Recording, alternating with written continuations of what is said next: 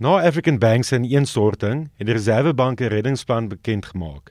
Mike Schuessler reken hulle moes vroeër opgetree het. Die Reserwebank het 2 jaar gelede geweet, natuurlik nie met die mark meegedeel nie, want hy hoef nie, maar hy het toegelaat dat mense al hoe meer geld in Able gesit het. So hy het ook 'n verantwoordelikheid hier, so hy het nie reg opgetree nie. Hy moes waarskynlik vroeër opgetree het, beter gehelp het, dit sou minder gemors gehad het.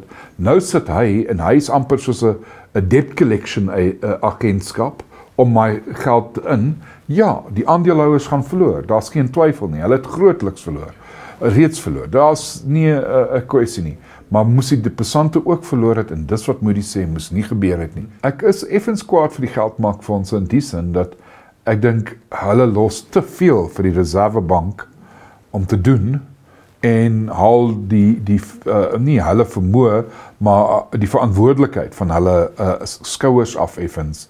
En dit moet 'n mens ook sê, ek betaal jou nie daarvoor nie, ek betaal jou om 'n bietjie te kyk, en na die bank se balansstate te kyk, en te kyk na die aandeleprys, en dalk te dink wat daar dalk aangaan.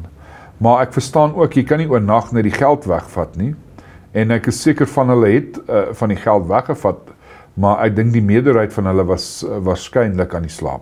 Suid-Afrika het 'n baie goeie bestuurde bankstelsel, baie meer konservatief as meeste ander, maar daar gaan nog ongelukke van tyd tot tyd kom, en 'n mens moet onthou, ontleikende mark soos ons se ekonomie gaan maar op en af, en veral banke voel die af baie keer baie harder as wat mense dink.